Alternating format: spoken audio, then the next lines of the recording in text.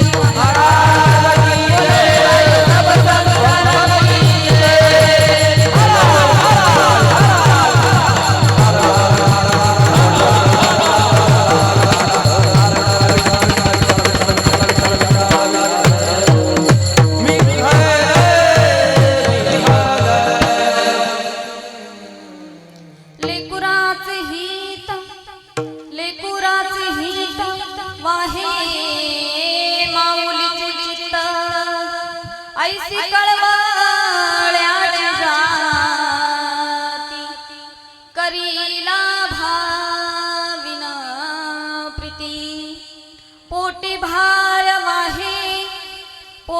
भार वाहे त्याचे सर्वस्व हित आहे ऐसी कळवळ्याची जाती करीला भाविन प्रीती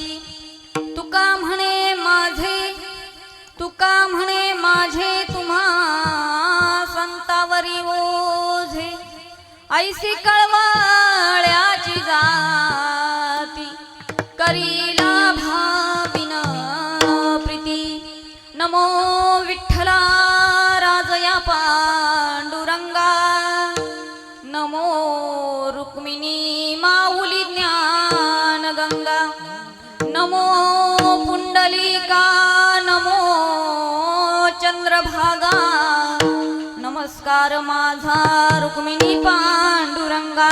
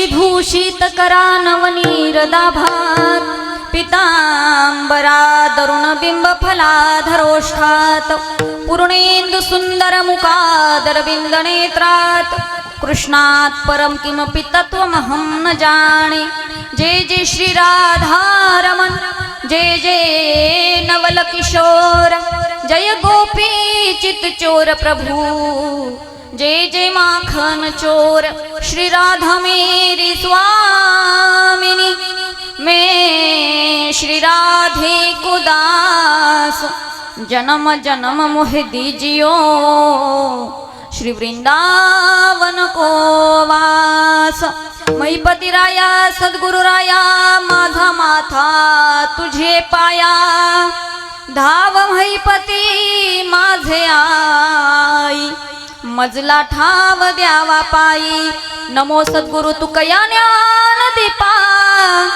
नमो सद्गुरु सच्चिदानंद रूपा नमो सद्गुरु भक्त कल्याण मूर्ती नमो सद्गुरु भास्करा पूर्ण कीर्ती ओम नमो ज्ञानेश्वरा ज्ञानेश्वरा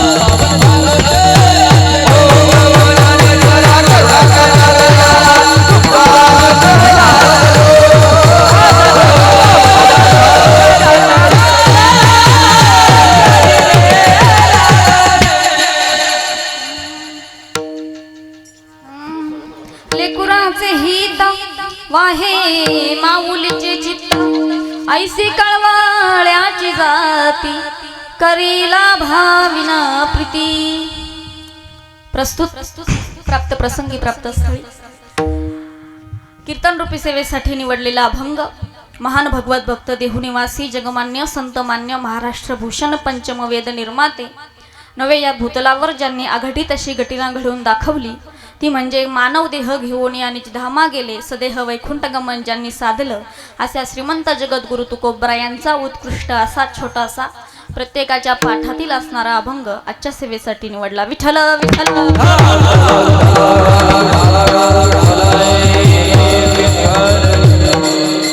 अभंगावरती चिंतन मांडण्यापूर्वी आपण सर्वजण आज ज्या निमित्ताने या वस्तीवर एकत्रित जमलेलो आहोत निमित्त बसलेल्या प्रत्येक मंडळींना श्रुत आहेच तरीही सांगणं हे वक्त्याचं आद्य कर्तव्य असतं. या न्यायाने गेल्या वर्षभरापासून ज्यांच्या नावापुढे आपल्याला कैलासवासी वैकुंठवासी असं त्यांना म्हणावं लागतं गेल्या वर्षभरापूर्वी ज्यांनी या मृत्यूलोकाचा निरोप घेतला कैलासवासी गंगा भागीरथी कमलबाई आबाजी पवार यांच्या प्रथम पुण्यस्मरणाच्या निमित्ताने आपण सर्वजण या ठिकाणी जमलेलो आहोत आणि आपल्या पितरांनी आपल्या मातेने आपल्या पित्याने आपल्यावरती जे काही ऋण केले जे काही उपकार केले त्यांच्या ऋणातून उतराई होण्यासाठी त्यांनी केलेल्या ऋणाची कृतज्ञता व्यक्त करण्यासाठी आपल्या शास्त्राने जे काही शास्त्रोक्त विधी सांगितले त्यातील महत्त्वाचा असणारा विधी म्हणजे प्रथम पुण्यस्मरण प्रथम वर्षश्राद्ध नावाचा विधी.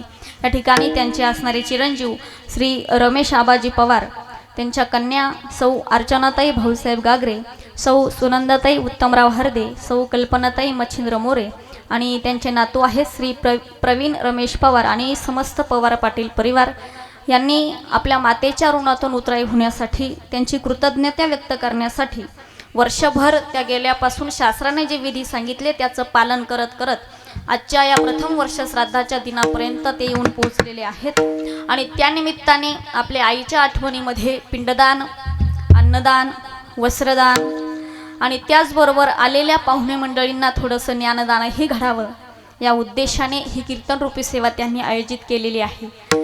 10व्या 13व्या वर्षश्राद्धाच्या निमित्ताने कीर्तन ठेवण्याचं कारण एवढंच की एरवी जरी आपण गप्पा मारत बसलो म्हणजे परमार्थाच्या किंवा वैराग्याच्या गप्पा मारतो असं नाही परंतु इथे आल्यानंतर कमीत कमी एवढा तरी विचार प्रत्येकाच्या मनात यावा की आज मी दुसऱ्याच्या वर्षश्राद्धाला आलो किंवा आले आज मी दुसऱ्याच्या वर्षश्राद्धाला आले एक ना एक दिवस माझं सुद्धा वर्षश्राद्ध माझं म्हणजे एवढा विचार प्रत्येकाच्या मनात यावा या उद्देशाने ही कीर्तनरूपी सेवा त्यांनी आयोजित केलेली आहे. अतिशय सुंदर मंगलमय वातावरणामध्ये या ठिकाणी कीर्तन सेवेचं नियोजन त्यांनी केलेलं आहे. आपल्या नियोजित वेळेमध्ये जगद्गुरु तुकोबरा यांच्या अभंगावरती आपण चिंतन बघूया. विठ्ठल विठ्ठल.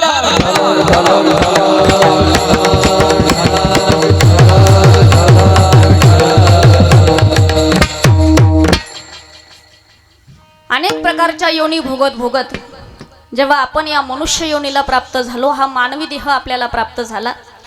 हा मानवी देह प्राप्त झाल्यानंतर जीवन जगत असताना एकटा मनुष्य हे जीवन जगू शकत नाही आणि म्हणून एकटा जगू शकत नाही त्याने या कारणाने त्याने अनेक जणांशी संबंध जोडले अनेक जणांशी त्याचे संबंध जोडले गेले आणि म्हणून अनेक जणांचं ऋण त्याच्या डोक्यावरती चढत गेलं आणि अनेक जणांचं ऋण डोक्यावरती घेऊन हा मनुष्य प्राणी जगायला लागला.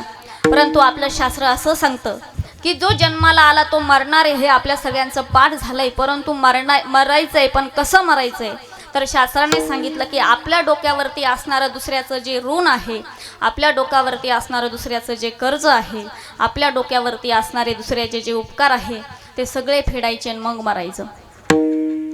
दुसऱ्याचे ऋण जर डोक्यावर घेऊन तसेच मेले तर ते ऋण फेडण्याकरता आपल्याला पुन्हा पुन्हा पुन्हा पुन्हा इथे जन्माला यावं लागेल.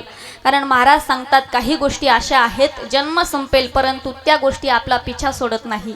ऋण वैर हत्या हे तो न चुके निर्दिता काही केल्या तरी चुकत नाही म्हणून ऋण चुकवणं हे फार महत्त्वाचं आहे. म्हणून आपल्यावरती पहिलं सगळ्यात मोठं कोणतं ऋण असेल तर 3 ऋण मोठे सांगितले. पहिलं ऋण आहे भगवंताचं ऋण दुसरं ऋण आहे संतांचं आणि तिसरं ऋण आहे आपल्या पितरांचं. देवाने आमच्यावरती काय ऋण केलं महाराज सांगतात देवाचे ऋण जर मोजायला गेलं तर सगळं काही वेळ त्याच्यातच जाईल. देवाने आपल्यावरती अनंत असे उपकार केले.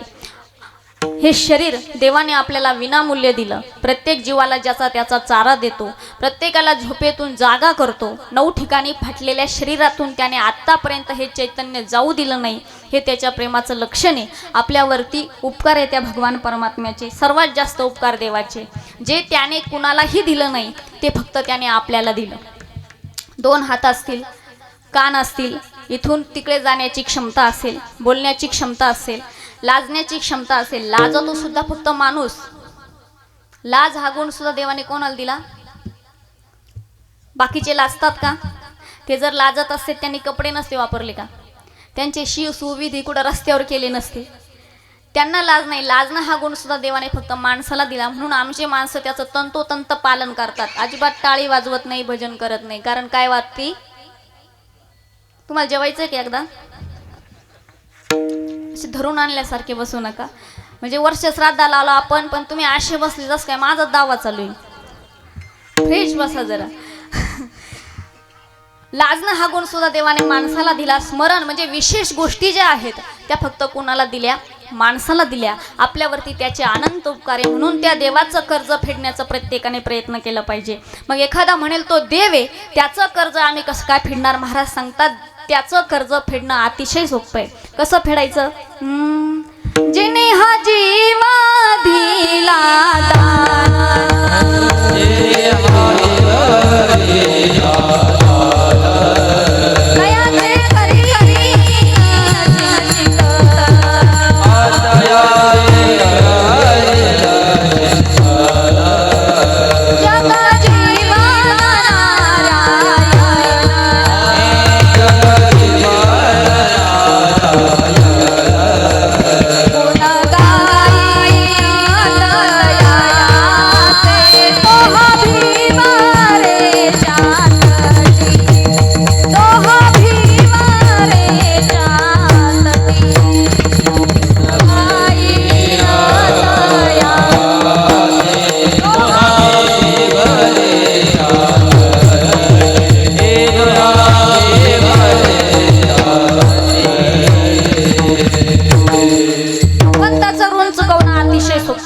भगवंताचं ऋण चुकवण्यासाठी देवळात गेलं, केवढं मोठं सोनं नाणं अर्पण केलं, केवढं मोठे पानं फुलं वाहिले. देवाचं कर्ज, देवाचं कर्ज चुकत का? याने देवाचं कर्ज चुकत नाही, भगवंताचं कर्ज चुकतंय. जेने हा जीव दिला दान तयाचे करीन चिंतन, जगजीवन नारायण गुण गायीन तयाचे. त्याचं फक्त मनापासून भजन केलं, मनापासून नामस्मरण केलं की भगवंताचं कर्ज चुकलं जातं. आणि ते फेडण्याकरता इकडे तिकडे जाण्याची गरज नाही. न लगती सायास जावे वनंतरा, इतक्या भानगडीत पडायची गरज नाही. सगळं सोपं आहे. कुठेही असा, ज्या स्थितीमध्ये असा. जिस देश में जिस वेश में परिवेश में रहो, राधा रमन राधा रमन राधा रमन कहो. जिस रंग में जिस ढंग में जिस संग में रहो, राधा रमन राधा रमन राधा रमन कहो. याद आए उनको कभी ना कभी, याद आए उनको कभी ना कभी. कृष्ण दर्शन को दे कभी ना कभी. अपने मार्ग को सुमिरत बनाते चलो, अपने मार्ग को सुमिरत बनाते चलो. कृष्ण गोविंद गोपाल गाते चलो, नाम जपते चलो, ध्यान करते चलो, हर समय कृष्ण का नाम लेते चलो. ज्या परिस्थितीमध्ये असाल त्या परिस्थितीमध्ये नामस्मरण केलं की देवाचं कर्ज आपोआप चुकल्या जातं. त्याच्यासाठी जास्त कष्ट करण्याची गरज नाही. दुसरं ऋण आपल्यावरती आहे संतांचं. आता कदाचित शब्द वापरून बोलते बरं का. कदाचित कदाचित देवाचं ऋण फिटल्या जाऊ शकतं, कदाचित देवाचं ऋण फिटल्या जाऊ शकतं, पण संतांचं ऋण फेडणं हे देवालाही जमलं नाही तेव्हा आपल्याला जमेल की नाही माहीत नाही. सगळ्यांना प्रसंग माहिती आहे, तिकडं मला जायचं नाही. जेव्हा रामायणामध्ये प्रभूंनी बक्षिसं वाटले, ज्याच्या त्याच्या कामानुसार त्याला त्याला बक्षीस दिलं, हनुमंतरायांना काहीच दिलं नाही. हे बाहेरच्यांना दिसतंय की यांना का बरं दिलं नाही, पण आतल्या त्यांचा व्हिडिओ कॉल चालू होता. कोणाचा? रामचंद्र प्रभूंचा आणि हनुमंत आतल्या आत संवाद चालू होता. प्रभू म्हणताय हनुमंतरायांना, अरे हनुमंता काय द्यावे यासी, व्हावे उतराई ठेवीत हा पायी जीव थोडा. अरे तुला काय देऊ हनुमंता, तुझे उपकार एवढे. जीव जर द्यायचा म्हटला तर माझ्याकडे फक्त 5च प्राण आहे. 5 प्राण दिले की 5 उपकार फिटतील, पण बाकीच्या उपकारांचं काय? आणि एक सांगू, जेव्हा एखाद्याचा आपल्यावरती खूप उपकार होतात आणि आपण ते फेडू शकत नाही ना, तेव्हा एक सूत्र वापरायचं जे रामप्रभूंनी वापरलं, संतांचं ऋण. रामप्रभूंनी सूत्र वापरलं, हनुमंता तुझे उपकार फेडू शकत नाही म्हणून 2 हात 3रं मस्तक. मस्तक हे पायावरी या वारकरी संतांच्या. किती घमंडी असा तुम्ही, किती पैसेवाले असा तुम्ही, किती शहाणे असा तुम्ही, किंवा किती अतिशहाणे असा तुम्ही, कुणी असा तुम्ही, परंतु मंदिरामध्ये जाताना जशा चपला बाहेर सोडून जातो ना, तसं संतांकडे जाताना आपला गर्व, अहंकार, शहाणपणा, पैसा सगळा कुठं ठेवायचा. आणि काठी जशी आडवी पडती, काठी जशी आडवी पडती तशी संतांच्या पायावरती आडवं पडायचं. संतांचे ऋण सुद्धा फिटल्या जातील. फक्त त्यांनी जसा मार्ग दाखवलाय त्या मार्गाने चालायचं. आणि 3रं ऋण आपल्यावरती आहे, आपल्या पितरांचं ऋण. पितरांचं ऋण फेडणं हे फार गरजेचं आहे, नाहीतर मग आपल्यावर अशी वेळ येते, चलो त्र्यंबकेश्वर, नारायण नागबली जिंदाबाद. कशाचा परिणाम? पितृ, ज्या घरामध्ये पितृदोष असेल, अनेक प्रकारे ते पितर आपल्याला संदेश देत असतात, अनेक प्रकारे ते आपल्याला छळत असतात. आणि म्हणजे बंगला फार मोठा आहे हो, पण दररोज भांडणं सासूचे आणि सुनेचे, दररोज भांडणं नवरा बायकोचे, कुणी ना कुणी आजारी, संतती न होणं, लग्न न जमणं, मुलं अभ्यास भरपूर करतात पण पेपरला बसले का आठवतच नाही, पितृदोष. अनेक प्रकारे ते पितर आपल्याला छळतात आणि त्या पितरांचं कर्ज चुकवणं हे फार गरजेचं आहे. आणि त्या पितरांचं स्मरण होतं प्रथम पुण्यस्मरणाला, त्यानंतर पितृपक्षात. म्हणजे एरवी जरी आपल्याकडून त्यांचं स्मरण झालं नाही तरी त्यांची पुण्यतिथी, अक्षय तृतीया आणि पितृपक्ष, कमीत कमी या 3 वेळेला तरी त्यांचं स्मरण करून त्यांच्या नावाने आपण काय केलं पाहिजे? अन्नदान केलं पाहिजे, पिंडदान केलं पाहिजे. तुम्ही म्हणाल पण हे गरजेचं आहे का? हो, तुकोबरायांचं चरित्र आपल्या सगळ्यांच्या डोळ्यासमोर आहे की नाही? तुकोबराय माहितीत ना, मागं बसलेले तुकोबराय माहिती का? नाही, आता मला असं वाटतं का तुकोबराय माहीत नाही असा माणूस इथं नसेल. आणि ज्याला तुकोबराय माहीत नाही मग ती अवलादच महाराष्ट्राची नाही. विठ्ठल विठ्ठल.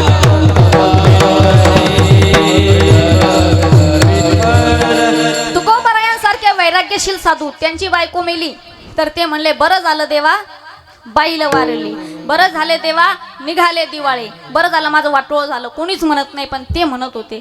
किंवा ते म्हणायचे, जाळोनी संसार बैसलो अंगणी, संसाराच्या नावे घालून शून्य. ज्यांना काहीच संसाराचं घेणं देणं नव्हतं पण ते तुकोबराय सुद्धा एका ठिकाणी सांगतात, पिंड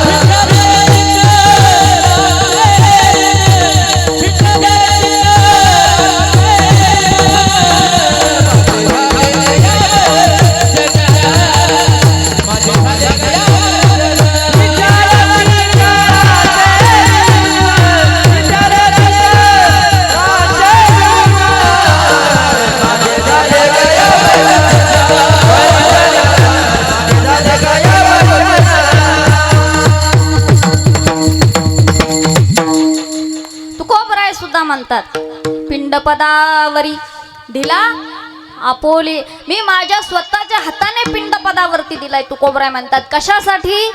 झाले माझे गयावर्जन, फिटले पितरांचे ऋण. पितरांचं ऋण फेडणं फार गरजेचं आहे, नाहीतर एकदा पितर तापले की मग आपल्याला कोणीच वाचू शकत नाही, कोणीच वाचू शकत नाही. त्यांच्या जरी कुळातले असलो तरी ते आपल्याला श्राप दिल्याशिवाय राहत नाही. आणि पितरांचा श्राप हा फार भयानक असतो.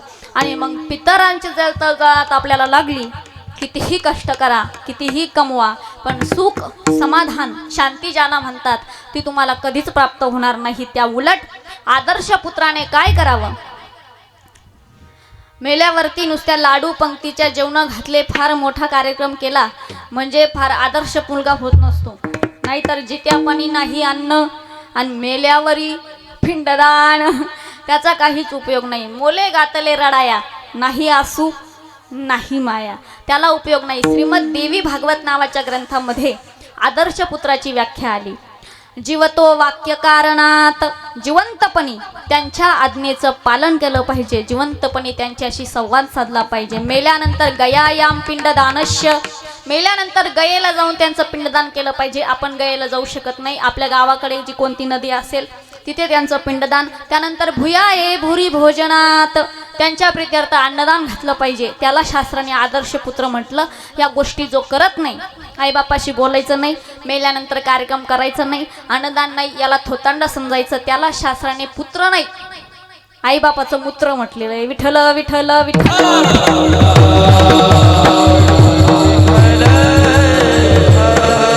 आणि जिवंतपणे सेवा करून जो पिंडदान विधी करतो त्यासाठी तुकोबराय सांगतात पितर संतुष्ट होतात. याने काय होतात?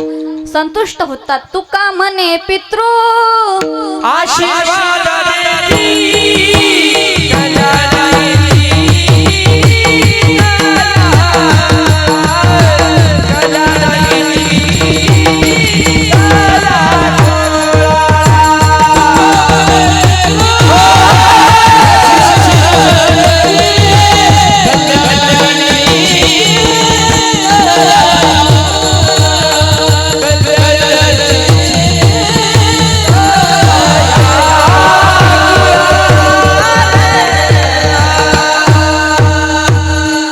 आशीर्वाद देतात. या गोष्टींनी पित्र आशीर्वाद देतात. कल्याण इच्छिती तया कुळा, एकदा पित्रांनी आपल्यावरती आशीर्वादाची वर्षा केली की आपल्याला जीवनात कमी पडत नाही. त्या उद्देशाने हा आजचा आपला कार्यक्रम आहे. कार्यक्रमाचं निमित्त वर्षश्राद्ध आहे आणि एका आईच्या पुण्यस्मरणाच्या निमित्ताने ही सेवा आहे. म्हणून दोन्हींचंही समीकरण घडावं या उद्देशाने या अभंगाची मी निवड केलेली आहे. काकडा करणारी मंडळी, वारकरी मंडळी सर्वांच्या अभंग हा पाठ आहे. अभंग बाह्यांगाने जर बघितला तर अभंगामध्ये एका आईचं वर्णन केलेलं तुकोबऱ्यांनी आपल्याला दिसून येतं. बरेच वाला असे म्हटले जे नवीन वारकरी झाले ताई पहिले 3 चरणांचा संदर्भ लागतोय, पण तुकोबऱ्यांकडून शेवटचं जरा मिस्टेक झाली काय, कारण लेकुराचे हित वाहे माऊलीची चित्त ऐसी कळवळ याची जाती करी लाभावी न पिती पोटी भारव आहे त्याचे सर्व सुविधा आहे. मग तुका म्हणे माझे तुम्हा संतारी ओझे, ते काय आम्हाला कळलं नाही बुवा. मी म्हणलं त्याच्यासाठी बाकीचं ओझं काढावं लागतं, तेव्हा ते डोक्यात बसत असतं. बाह्यांगाने तुकोबरायांनी आईचं वर्णन केलंय, परंतु सगळ्यात महत्त्वाचं या ठिकाणी शेवटचं चरण आहे. आणि म्हणून या अभंगावरती छोटासा अभंग आहे, पाठातला अभंग आहे. आणि टेन्शन घेऊ नका, फक्त माझ्या पुढं तीनदा घड्याळ पाहू नका, मला घड्याळाची लय भीती वाटते. मीच वेळेच्या पुढे जाणार नाहीये. आणि काय वारकरी मंडळींचा अतिशय आवडता छोटा अभंग आहे, परंतु मतितार्थ फार मोठा आहे. माझ्या बुद्धीप्रमाणे मी यावर बोलण्याचा आता राहिलेल्या वेळेमध्ये प्रयत्न करणार आहे. हा मृत्यूलोक आहे. तुम्ही आम्ही ज्या लोकांमध्ये राहतो या लोकाचं नाव काय? मृत्यूलोक आहे. आणि मृत्यूलोकामध्ये राहत असल्या कारणाने ज्याच्या नावातच काय, ज्याच्या नावातच काय मृत्यू आहे, त्या लोकांमध्ये आपण राहतो. म्हणून मृत्यूला घाबरून किंवा मृत्यूपासून पळून चालणार नाही. कारण आपण ऐकत आलो प्रत्येकाला इथे आल्यानंतर काय करायचंय, एक ना एक दिवस मरायचंय. हे निर्विवाद सत्य, एक ना एक दिवस आपल्याला काय मरायचंय. आणि प्रत्येक जण मरतो, इथे आल्यानंतर प्रत्येक जण मरतो. हे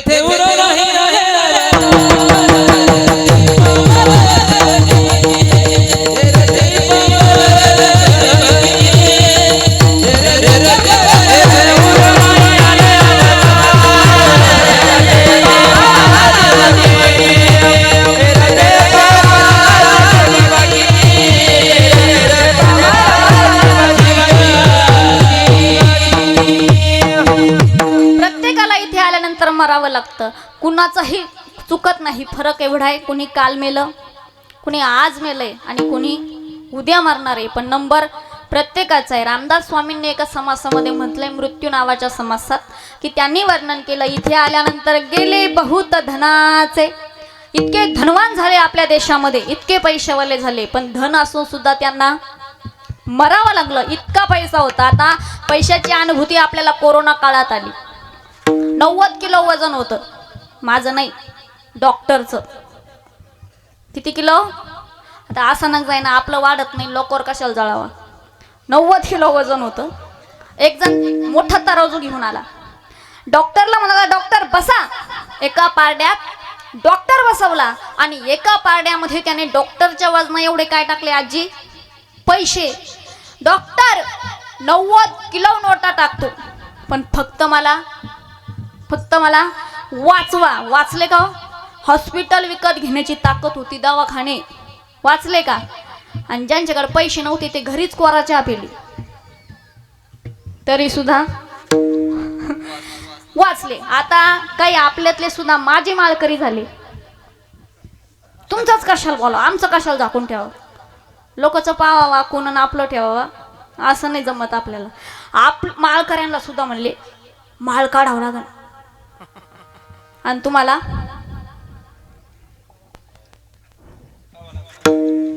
किंवा म्हणले त्याच्याशिवाय तुम्ही जगू शकत नाही. काढली ना.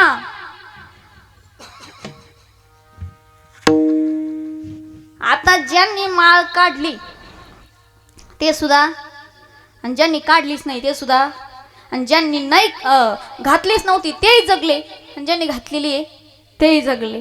म्हणजे पैसा असला म्हणजे मृत्यू टळतो, हा भ्रम तोडून टाका. गेले बहुत धनाचे.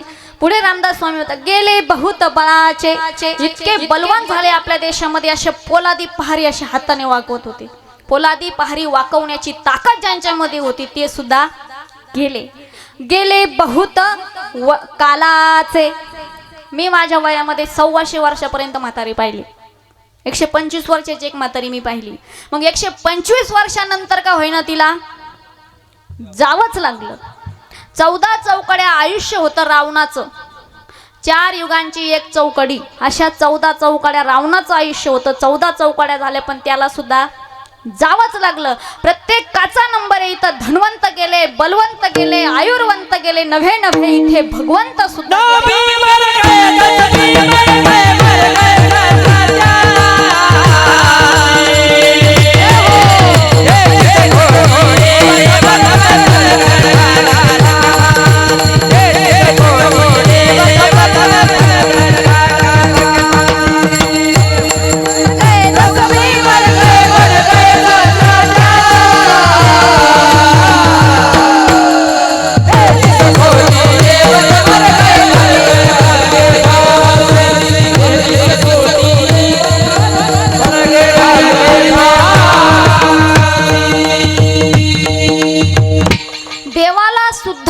नाही. धनवंत, बलवंत, आयुर्वंत नवे नवे इथे आल्यानंतर भगवंत सुद्धा गेले. म्हणून मृत्यू टळू शकत नाही. आणि म्हणून मृत्यूला आपल्याला माहिती आहे मृत्यू येणार आहे, आणि एवढं माहीत असून सुद्धा त्या मृत्यूला टाळण्याचा प्रयत्न करणं ही फार मोठी विकृती आहे.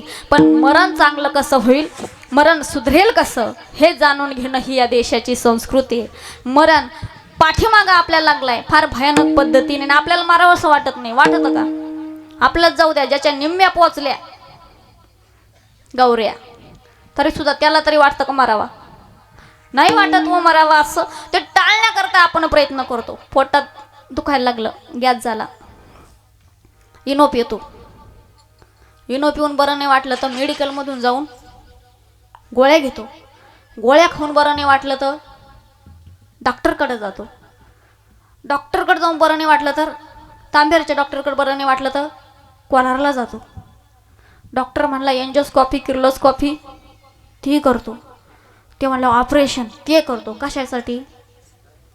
मरू नये म्हणून. आपण प्रयत्न करतोय मरू नये म्हणून. किती प्रयत्न केले म्हणजे आपण मरणार नाही हो. आपले प्रयत्न काहीच नाही. पुराणामध्ये इतके प्रयत्न करणारे झाले, त्याच्यामध्ये प्रल्हादाच्या बापाचा नंबर होता. प्रल्हादाचा बाप माहिती ना? हा कुठं तांबेरमध्ये राहतो का? आपल्याकडे राहत नाही, पण तो आपल्याला सगळ्यांना माहिती. हिरण्यकश्यप ब्रह्मदेवांकडे गेला. गेल्यानंतर तपश्चर्या केली. ब्रह्मदेव प्रसन्न झाले आणि ब्रह्मदेव म्हणले, बोल काय पाहिजे? हा म्हणला, मला अमर करा. ब्रह्मदेव म्हणले, तू येडाय का रे? गीता नाही वाचली का? गीतेमध्ये काय सांगितलं भगवंतांनी? इथे आल्यानंतर प्रत्येकाला मारावं लागतं. उपजेते नाशे. माऊलींची ज्ञानेश्वरी वाचली नाही का? उपजेते नाशे नाशिले ते पुनरपी दिसे. अरे बावळ्या, मीच मार काय तर तुला कुठून अमर करू? मागणाऱ्याने गायछाप खाणाऱ्याने दुसऱ्या गायछाप खाणाऱ्याकडेच चुना मागावा, नाही तरच भेटतंय. म्हणले तू अमर व्हायचं मागतोय, पण मीच मरतोय तर तुला अमर कुठून करू?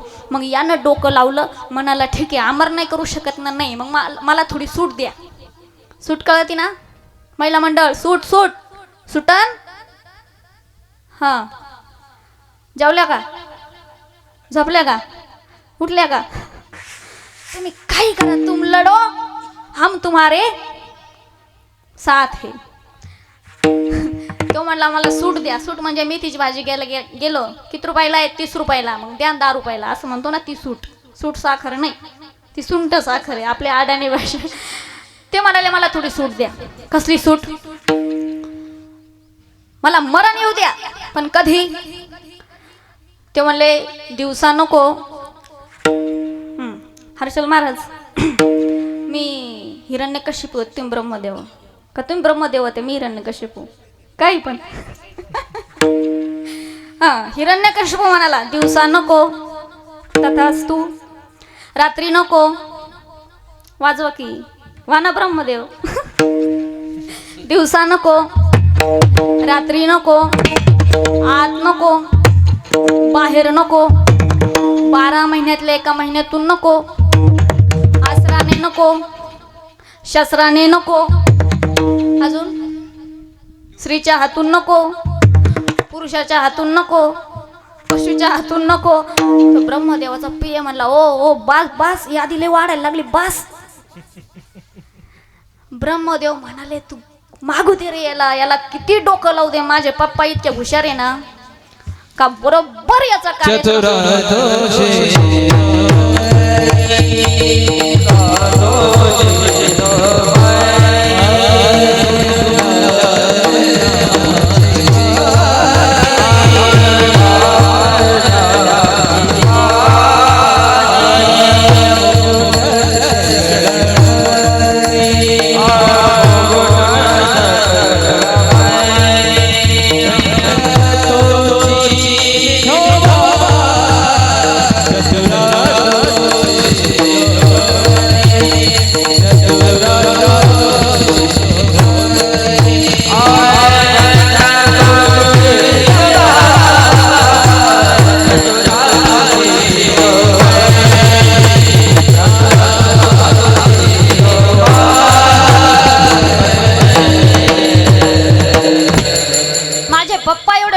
चतुर तो शिरोमणी, चतुरांचा शिरोमणी.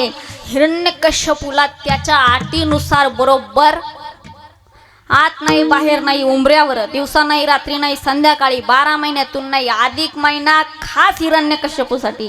म्हणजे जावई आपलं ते, म्हणजे मला जावयाला हिरण्यकश्यपू नाही म्हणायचं, पण आता जावयासाठी, पण हिरण्यकश्यपूसाठी अस्त्राने नाही, शस्त्राने नाही, नख्याने फाडला. स्तंभे स्तवायाम न मृगम न मानुषम. मनुष्यही नव्हता ना मृगही नव्हता, बरोबर त्याचा कार्यक्रम केला. म्हणजे एवढे प्रयत्न केले, मेला का नाही हो? मेला, मरावंच लागलं त्याला, आपल्या पाठीमागच लागलाय होतो. पण काही पर्याय नाही. बाबा तुम्ही कुठले? तुम्ही हां कुठले तुम्ही? इथलेच आहे का? तांबेरचे. काय नाव आहे तुमचं? तांदुळण्याचे नाव काय? हां, साबळे काका समोर बसलेले, आणि समोर बसले म्हणून त्यांच्याशी मला थोडी चर्चा करायची. त्यांच्या खिशामध्ये आता 10,000 रुपये आहे का? आहे 10,000 रुपये त्यांच्या खिशामध्ये. तांदूळनेरचे येते 10,000 रुपये त्यांच्या खिशामध्ये. कीर्तन संपलं, आणि कीर्तन संपल्यानंतर आता आपल्याला माहीत झालं त्यांच्या खिशात किती आहे, 10,000 आहे. पण त्यांचं कॉलरला काम होतं जरा, म्हणून ते असेच कॉलरला गेले. जाणार आहे का घरी जाणार आहे? तर थोड्या वेळ जा. आता असेच कॉलरला गेले. कॉलरला गेल्यानंतर आता इथं आपण ऐकलेलं आहे त्यांच्या खिशात किती आहे, 10,000 आहे. मग एक जण गपचूप गेला कीर्तनातलाच आणि त्यानं काय केलं, त्यांच्या खिशातलं पॉकेट बरोबर. मग आता साबळे काका काय म्हणतात, तुम्ही बरं झालं मला लय जळ झालं का, त्याच्या मागं लक्ष, त्याच्या मागं धावणार का. त्यानं काय केली, चोरी केली. काळ मृत्यू सुद्धा आपल्या मागं धावतोय, आपण सुद्धा त्याची काय केली, काय चोरी केली. देह हे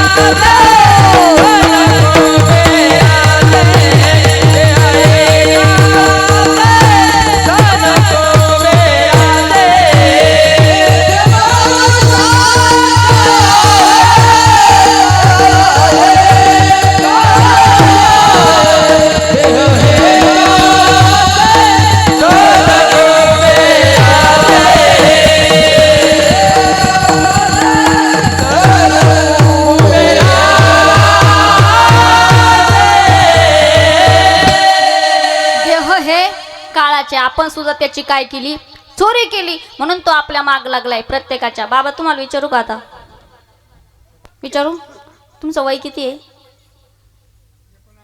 79. बाबांचं वय 79. कुठ इथलेच आहे तुम्ही, तांब्याचे. काय नाव आहे तुमचं, अप्पासाहेब विठोबा मुसमाडे. 79 वर्ष वय. तब्येत कस काय, तब्येत बरी का, सायकल मारतात, तब्येत एकदम बरी. वडिलांची तब्येत कस काय तुमच्या, गेले का. मग आजोबाचं काय चाललं, आणि मग पंजोबा बरे का, म्हणजे पंजोबा आजोबा वडील. आता कोणाच नंबर आहे, आजा मेला पंजा मेला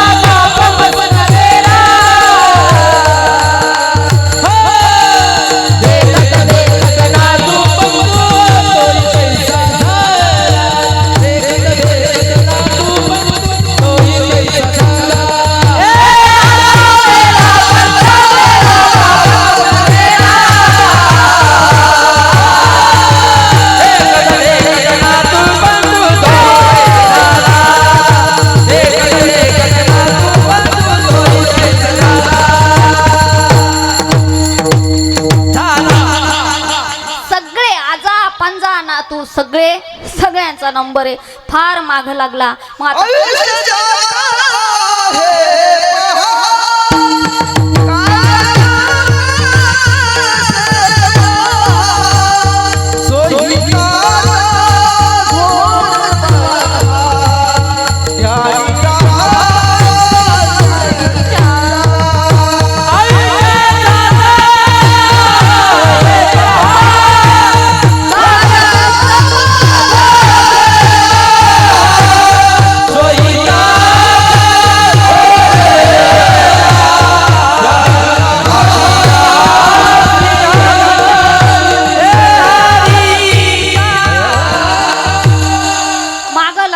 आणि व्यवहारातला एक नियम आहे. समजा प्रत्येक गावामध्ये एक मनुष्य असा राहतो का ज्याचा अख्ख्या गावाला त्रास राहतो.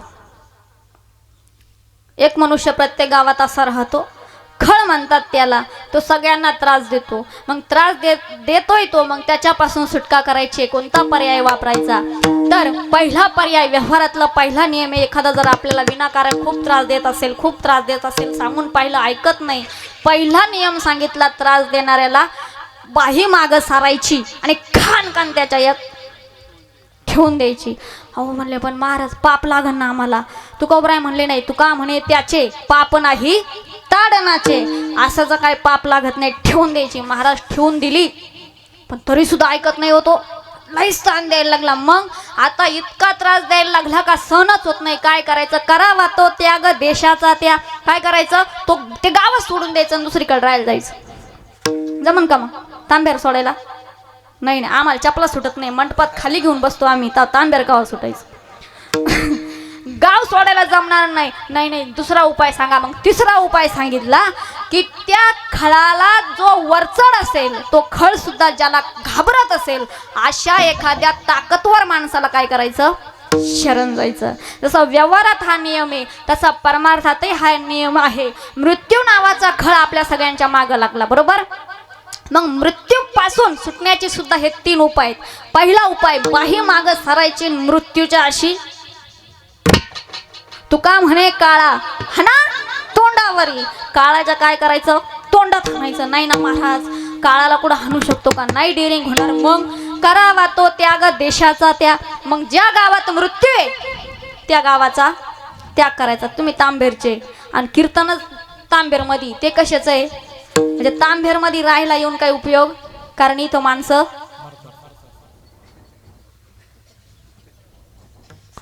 हर्षल महाराज, तुमच्या गावात माणसं मरतात नको, मग त्यांच्याकडे नको. तुमच्या गावात तिकडे मरतात. म्हणजे कुठं जावा असं गाव नाही का तिथं मृत्यू नावाचा विषय नाही. प्रत्येक गावात माणसं मरतात. मग असं कोणतं गाव आहे का तिथं गेल्यानंतर माणसं मरत नाही? अशा गावाला राहायला जायचंय. मग ब्रह्मपुरी वास, ब्रह्मपुरीला राहायला जावं लागणं. इथलं सगळं सोडायचं आणि लगेच निघायचं. जमन का? नाही म्हणले ते जमणार नाही.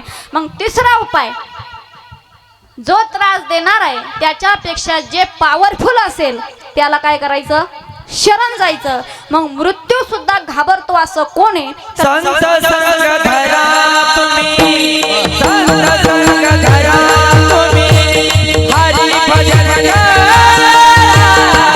संत संग धरा तुम्ही, संत संग धरा तुम्ही, संत संग धरा तुम्ही, हरी भजन करा, संत संग धरा. हे मागीला गणाचे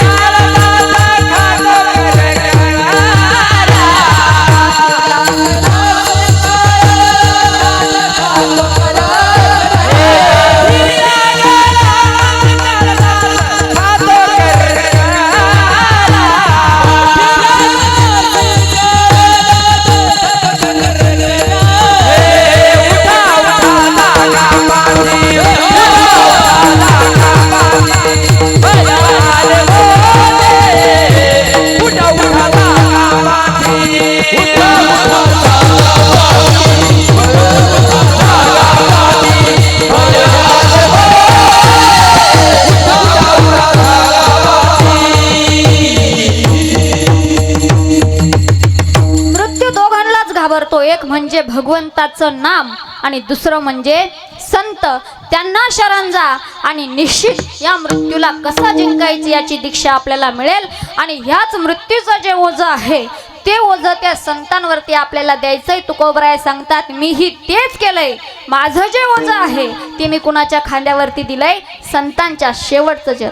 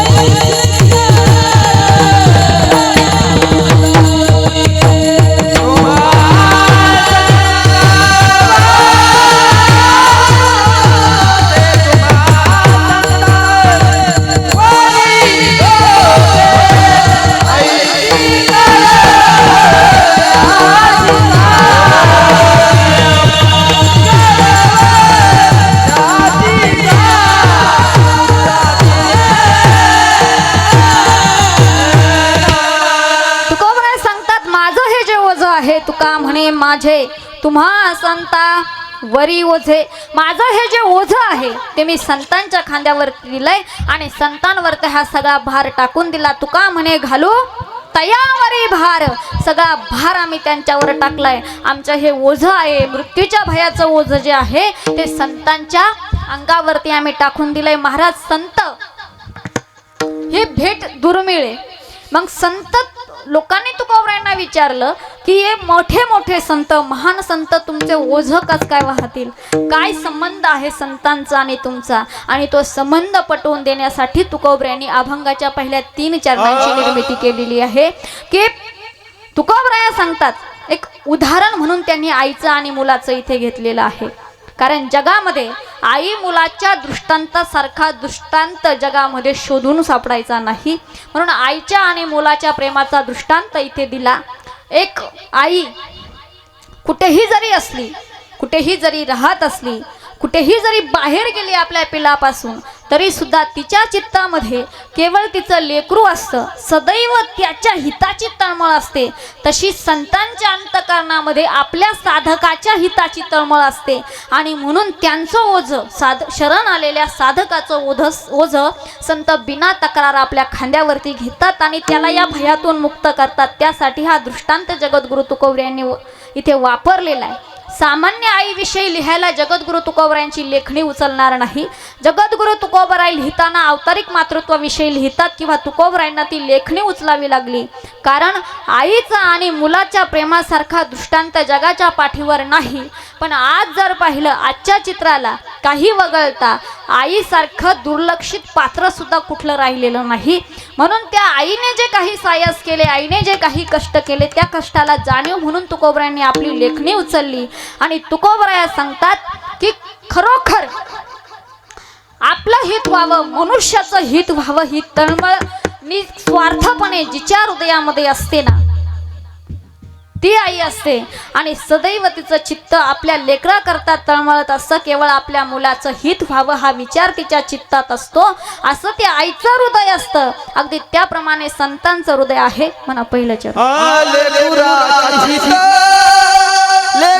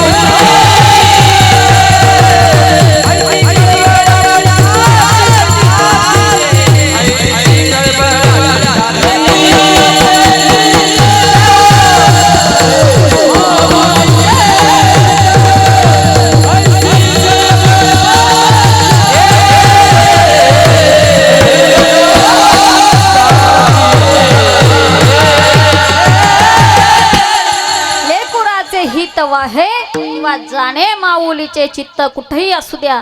कोणत्याही आईला वाटत नाही आपल्या लेकराचं वाईट व्हावं म्हणून. कुठल्याही आईला वाटत नाही आपल्या लेकराचं वाईट व्हावं. केवळ लेकराच्या सुखाची, लेकराच्या हिताचे तळमळ करणारं पात्र कोणतं असेल तर ते आईचं पात्र आहे. निस्वार्थ प्रेम करणारी आई आहे, निस्वार्थ सेवा करणारी आई आहे. आईचे ऋण, आईचे उपकार जर गणायला गेलं ना फार मोठे. आईचा सगळ्यात मोठा उपकार, आज कोल्हारमध्ये जर तुम्हाला 2 वीत जागा जर घ्यायची ठरली, फुकट मिळेल का हो? मिळेल का? नाही मिळणार. पण त्या आईने, देवाने आपल्याला जन्म दिला हे खरं असलं तरी आपल्याला काही कालावधीपुरतं अशा जागेमध्ये ठेवायचं होतं की ज्या जागेमध्ये स्वतःच्या प्राणापेक्षाही आपलं रक्षण केलं जाईल. तेव्हा आईने आपल्याला जागा दिली फुकट. आईने आपल्याला पहिल्यांदा जागा दिली फुकट. आणि आता त्या आईला आपल्या घरात जागा नाही. तुकोबरायांना वाटला असेल असे बिलिंदर जन्माला येतील पुढं की आईला एक भाकर देऊ शकणार नाही. आई संग बोलत नाही असे काही माणसं आहे महाराज समाजामध्ये, असे काही आहेत. तुकोबरायांना वाटलं असेल असं बिलिंदर येईल, तिला काय अपेक्षा असेल का की ज्याला जागा दिली 9 महिने पोटामध्ये तो आज शब्द नाही विचारित नाही आई जेवली का तू झोपली का, काय घेणं नाही त्याला.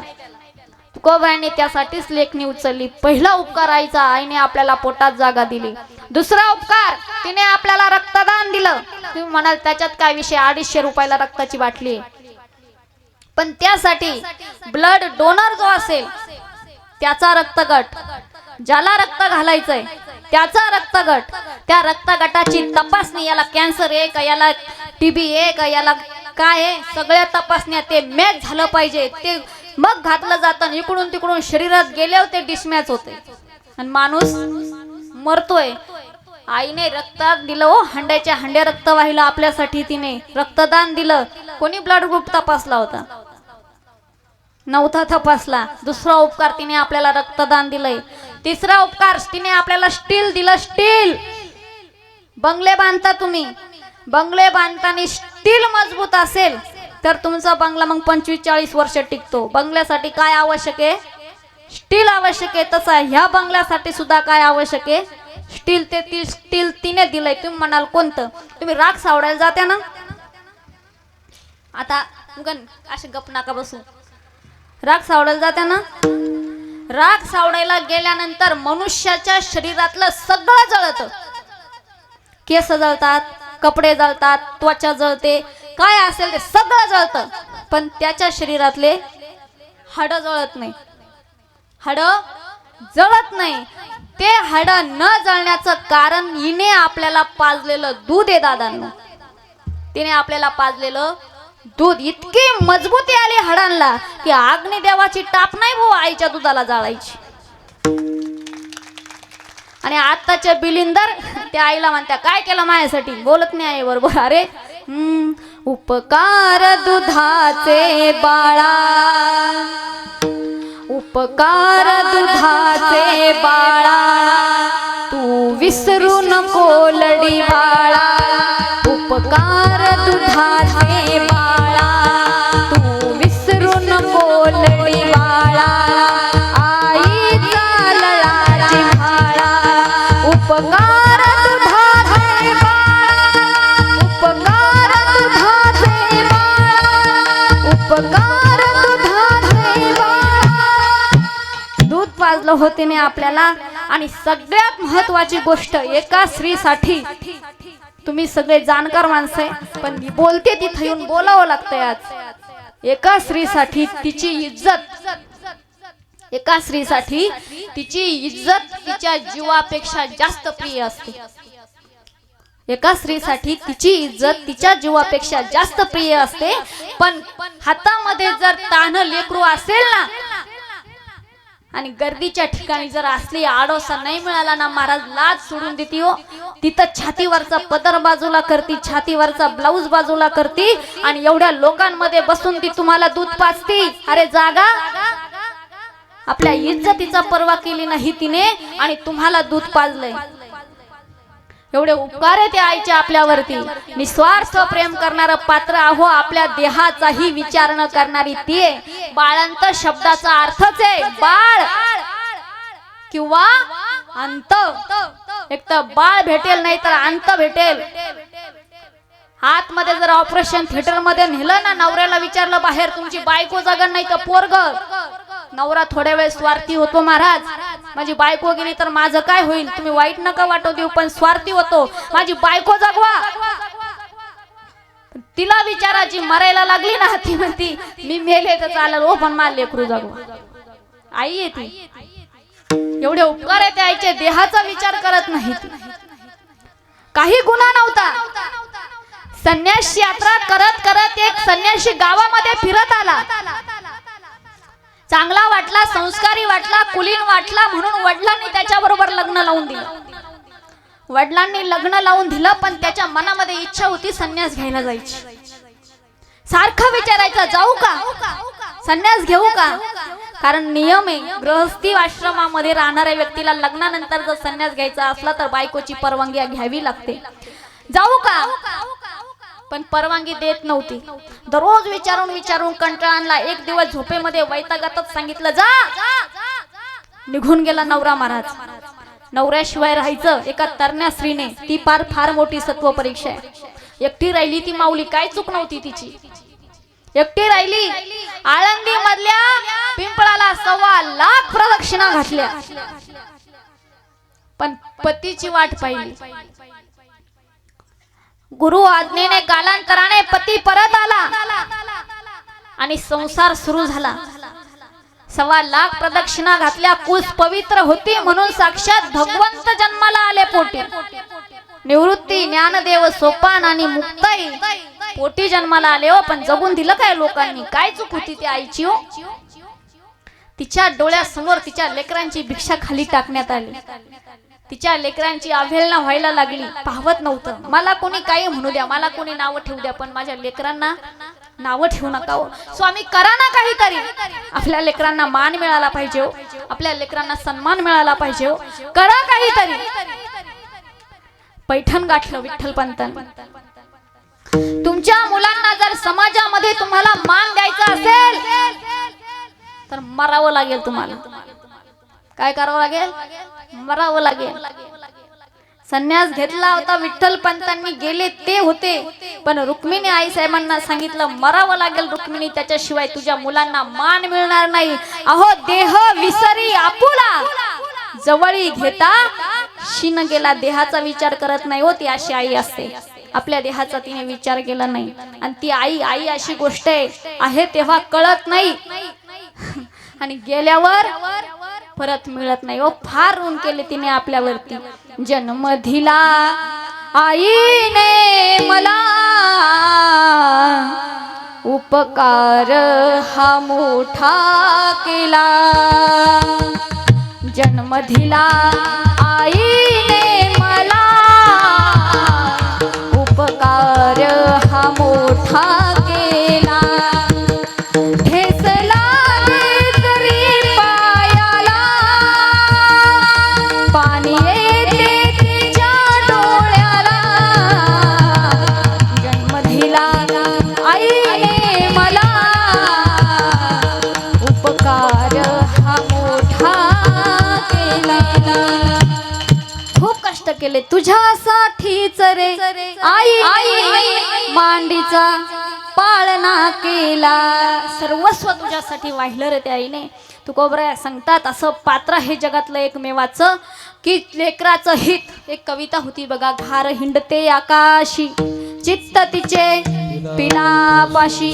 ती कोणती आई असू द्या, वासराची गाय असू द्या, चिमणी असू द्या, आई असू द्या. विंचवी माहिती का, विंचवी.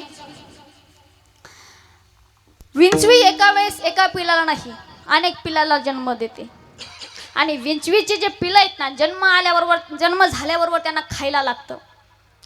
पहिले पिलं जन्माला येतात, काही पिलं जन्म घेतच असतात. ते पहिले पिलं खाण्यासाठी तरफड तरफड तरफड करतात, व्याकुळ होतात भुकेसाठी. काय द्यावं यांना खायला, काय द्यावं यांना खायला, म्हणून ती विंचवी तळमळते. काय द्यावं काय द्यावं, शेवटी स्वतःचं शरीर देऊन टाकते. विंचवीचे पिल्लं जन्माला आल्याबरोबर आईला खातात. तसेच आता काही विंचवेचे पिलं जन्माला आलेले आई बापाला खातात, पण आई बाप नको वाटतात. इतके आले फार तळमळतो जीव. सगळ्यांनी म्हणावं काय नुसते उठले सांगताय, पण आज स्थिती तशी झाली. तुकोबऱ्यांनी लेखणी विचारली. तुकोबराया सांगतात लेकुराचे हित वाहे माऊलीचे चित्त. आपल्या लेकराचं हित व्हावं हा विचार आईच्या चित्तामध्ये असतो. आणि म्हणून महाराज सांगतात की हित व्हावं, आणि त्यासाठी त्या आईने पहिलं आपल्यावरती ऋण केलं ते म्हणजे तिने आपल्याला पोटामध्ये वाढवलं, पोटामध्ये भार सांभाळला. पुरुष मंडळी म्हणतात सगळे उठतात आईचं कौतुक, सगळे उठतात आईचं कौतुक. बाप काही करत नाही का? बाप सगळं करतो, पण आई काकणभर श्रेष्ठ आहे. तुम्ही म्हणाल कसं काय? एक प्रयोग करा फक्त. 5 किलोचा दगड घ्यायचा. पुरुष मंडळी ऐकताय ना? काही काही पुरुष मंडळी एवढे हुशार, ते बरोबर 12 वाजताच आले. म्हणजे काही महिला पण आल्या. ते म्हणले 12 वाजता यांचं. आम्ही आता येडे नाही राहिलो कीर्तनकार, आम्ही पण 4Gच झालो. आम्ही चालूच 11:30 केलं. तुम्हाला अर्धा 1 तास का होईना पण ऐकायला भेटतंय. पुरुष मंडळींनी तक्रार असली तर एक प्रयोग करायचा. 5 किलोचा एक दगड घ्यायचा. जादा होईल का? परत 3 किलोचा एक दगड घ्या, मोजून घ्या. कमी नाही जादा नाही. 3 किलोचा दगड असा पोटाला बांधायचा. 15 दिवस दगड घेऊन फिरायचं. जमन का? नाही जमणार तुम्हाला. म्हणूनच आई विषयी तुकोबराया सांगतात अभंगाच्या 3ऱ्या चरणात पोटी भर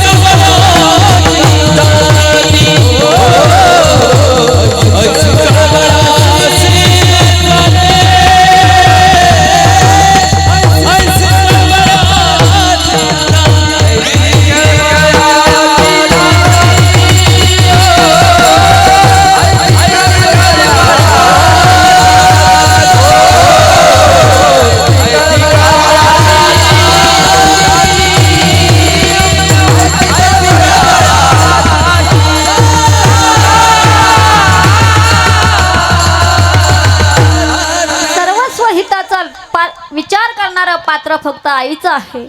आणि अशा आईचा वियोग या परिवाराला झालेला आहे. एक मुलगा 3 मुली संपूर्ण असणारा परिवार आणि सर्व जवळची मंडळी आहात. आईचे आपल्यावरती ऋण येत. आईने लहानपणी आपली शिसू काढली. आईने आपल्या हिताचा विचार केला, आपल्याला सांभाळलं. आणि आईला जर तिच्या कर्मानुसार जर तिचे हे विधी जर जाग्यावर होत असतील, शिसू विधी जाग्यावर होत असतील, तर अनेक वेळाला ती आई एखाद्या बाजूच्या खोलीमध्ये फेकलेली दिसते किंवा ती आई कुठेतरी शेडमध्ये पडलेली असते आणि तिची अवहेलना केलेली जाते.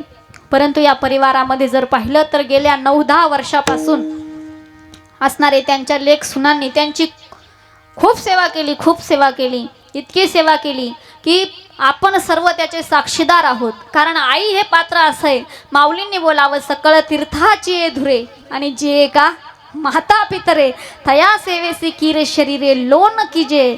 सगळ्यात मोठी सेवा सांगितली, तया सेवेसी कीर शरीरे लोन कीजे. शरीर तिच्यामुळे मिळालंय ना, तिच्यासाठी शरीर वहा, तिच्यासाठी ते शरीर वहा. आईची सेवा केली ना, कुठल्याही भगवंताची कुठल्याही देवाची सेवा करायची तुम्हाला गरज नाही. धुरा माहिती, आपण शेतकरी माणसे, आपल्याला धुरा माहिती. धुरा नसला तर गाडीच नाही. जिला धुरा नाही ती गाडीच नाही. तशा सगळ्या तीर्थांची धुरा कोणती असेल तर ती आई आहे. मगाशी बोलले आहे तेवर कळणार नाही. आई म्हणजे आपलं माहेर आहे. महिला मंडळी, आई म्हणजे आपलं माहेर आहे. माहेर कुठपर्यंत? जोपर्यंत माहेरात आपले आईबाप आहे.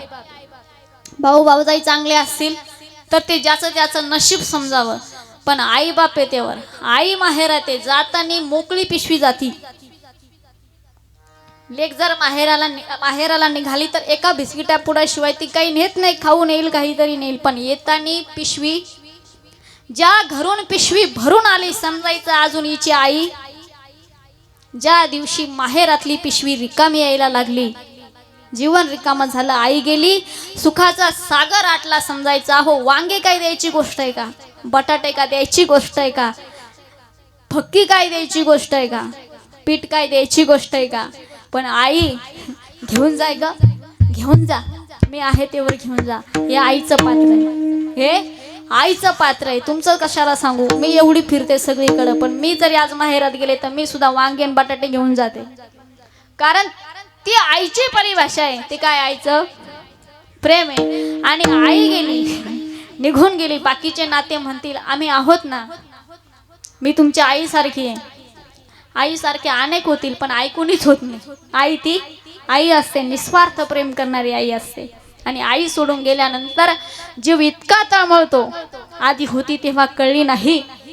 आणि आता आईला किती शोधण्याचा प्रयत्न केला तर ती आई कुठेच सापडणार नाही. कितीही आईला शोधा, आई निघून गेली एकदा. आणि आई निघून गेल्यानंतर अनेक जण जरी म्हणत असले पण ही नाती काही कामाची नाही. कुणाचा मामा, कुणाची मामी, कुणाची मावशी, या जगात कुणी कुणाची राहत नाही. कुणाचा मामा, कुणाची मामी, कुणाची मावशी,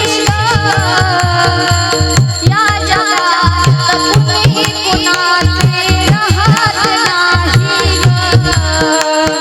कशाला गेली आई तू स्वर्गाला,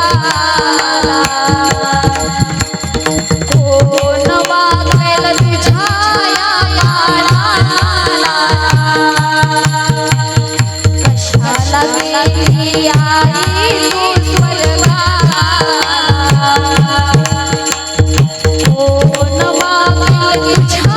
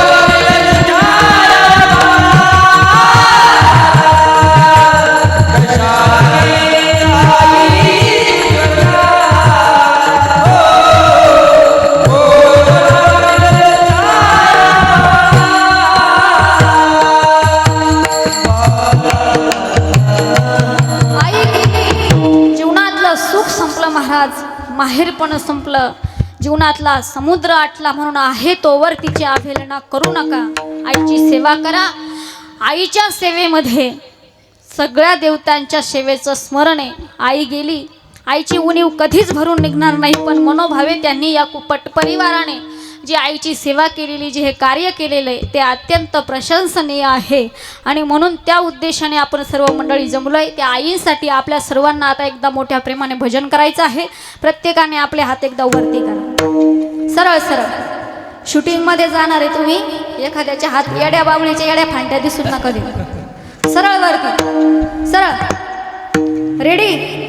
योग चहा घेऊन लगेच खाली गेले. कोणी चहा केला मला धरा करा वरती. विठोबा रखुमाई,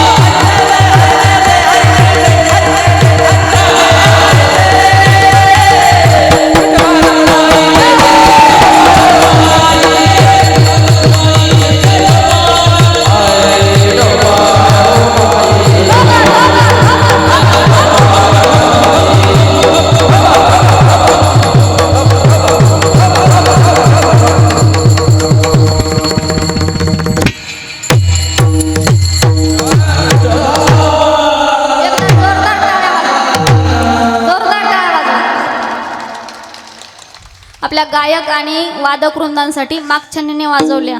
भुका लागल्या काय? जोरदार टाळ्या. आणि टाळ्या म्हणजे खरंच याच्यासाठी मला आज त्यांना एक सांगायचं आहे बरं का हर्षल महाराज. पखवाद वाजवताना घाम आला तो पुसायचाच नाही. तुम्ही म्हणाल का असं? पखवाद वाजवताना गाताना जर घाम आला ना पुसायचा नाही, लोकांना दिसू द्यायचा, कळू द्यायचं का हा काय हरामाचा पैसा नाही, हा सुद्धा कष्टाचाच पैसा आहे. बोट जर पाहिले तर सगळ्या बोटांना टेप लावलंय, बोट फुटले. इकडे बेबीच्या देठापासून चालून आपलं फक्त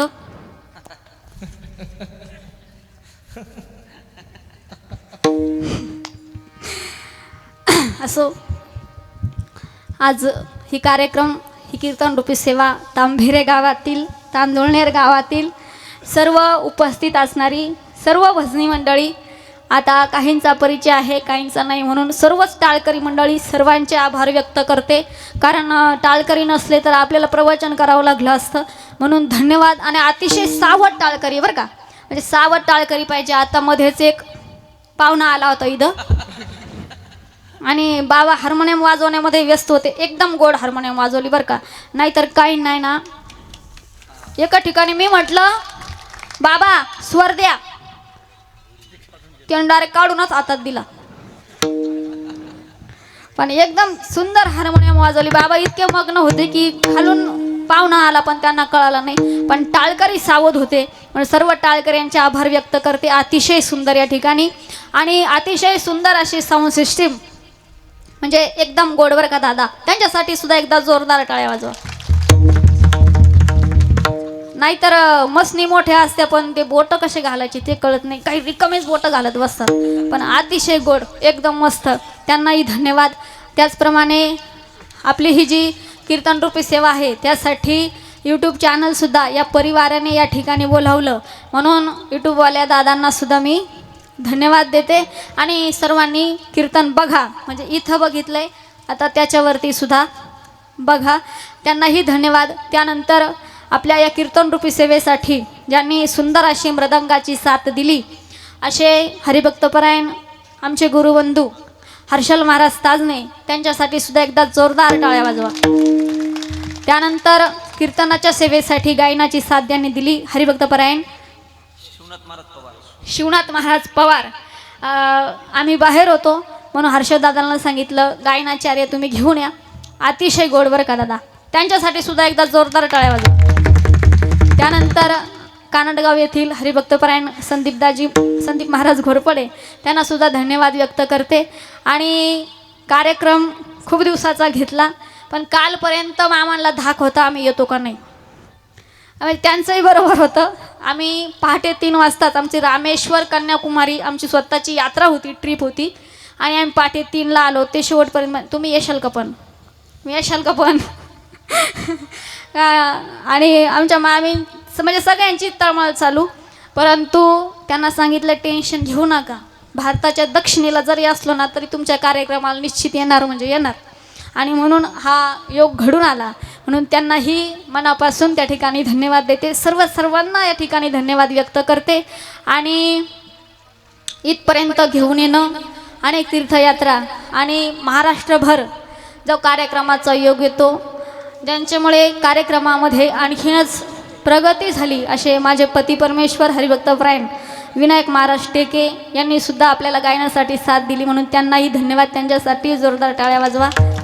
कारण आईवडीलही आपल्या इच्छा पूर्ण करतात, परंतु त्या इच्छांना यशाच्या शिखरापर्यंत घेऊन जाण्याचं काम जोडीदार करतो.